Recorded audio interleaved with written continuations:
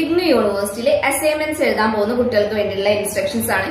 Normally കുട്ടികൾ ചോദിക്കുന്നത് എന്തൊക്കെയാ ശ്രദ്ധിക്കേണ്ടത്, എന്തൊക്കെ കാര്യങ്ങൾ അവന് മുന്നേ അറിയേണ്ടത്. ഫസ്റ്റ് നിങ്ങൾ അറിയേണ്ടത് എവിടെയാണ് ഇത് സബ്മിറ്റ് ചെയ്യുന്നത്. നിങ്ങൾ സബ്മിറ്റ് ചെയ്യുന്നത് നിങ്ങളുടെ സ്റ്റഡി സെന്ററിലാണ്. അപ്പൊ നമ്മൾ കേരളത്തിലെ 3 റീജിയണൽ സെന്റേഴ്സ് ആണ്, കൊച്ചി, വടകര, ദെൻ ട്രിവാൻഡ്രം. ഈ റീജിയണൽ സെന്ററിന്റെ അണ്ടറിൽ നിങ്ങൾക്ക് ഒരു സ്റ്റഡി സെന്റർ നിങ്ങൾ രജിസ്റ്റർ ചെയ്യുമ്പോൾ തന്നെ ചൂസ് ചെയ്തിട്ടുണ്ടാവും. നിങ്ങൾ ഏതെങ്കിലും ഒരു കോളേജ് ചൂസ് ചെയ്തിട്ടുണ്ടാവും, അതാണ് നിങ്ങളുടെ സ്റ്റഡി സെന്റർ വരുന്നത്.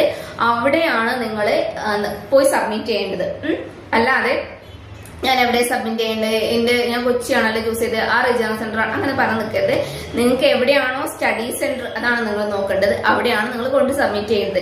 ഓഡിയൽ പ്രോഗ്രാമിന് സ്റ്റഡി സെന്ററിലാണ്, അല്ലാത്തവർക്ക് ഓൺലൈൻ പ്രോഗ്രാംസിന് ഓൺലൈനായിട്ട് തന്നെ സബ്മിറ്റ് ചെയ്യാനുള്ളതുണ്ട്. അത് അതിനനുസരിച്ച് ചെയ്യാം. ഞാൻ ഓഡിയലിന്റെ കേസാണ് പറയുന്നത്, നിങ്ങൾ സ്റ്റഡി സെന്ററിലാണ് കൊണ്ട് സബ്മിറ്റ് ചെയ്യേണ്ടത്. ഇനി ഇത് സബ്മിറ്റ് ചെയ്യുന്ന എല്ലാവരും ഇല്ല, എല്ലാ സ്റ്റഡി സെന്റേഴ്സും ഇല്ല. ചില സ്റ്റഡി സെന്റേഴ്സ് ഇങ്ങനെ പറയുന്നുണ്ട്, നിങ്ങൾ ഓൺലൈൻ സബ്മിഷന് ഒരു അക്സെപ്റ്റ് ചെയ്യുന്നുണ്ട്. അപ്പൊ അങ്ങനെ അക്സെപ്റ്റ് ചെയ്യുന്ന കോളേജുകൾക്ക് മാത്രമേ നടക്കുള്ളൂ.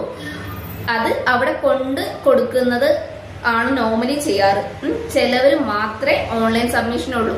അത് നിങ്ങളെ സ്റ്റഡി സെന്റർ നോക്കിയിട്ട് തന്നെ, മീൻസ് എവിടെയാണോ അങ്ങനത്തെ ഓപ്ഷൻ ഉണ്ടോ എന്നൊക്കെ നിങ്ങൾ സ്റ്റഡി സെന്ററിൽ